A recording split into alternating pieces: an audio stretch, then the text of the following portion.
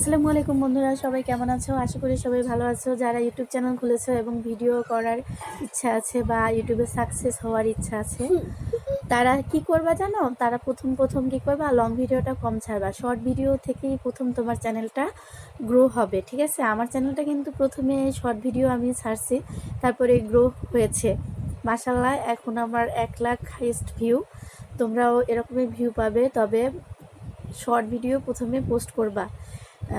9 second 10 second এরকমের second, 5 second 6 সেকেন্ডের video ছাড়বা। দেখবো তোমাদের চ্যানেল ভিডিও ভাইরাল হবে এবং গ্রো করবে চ্যানেলটা।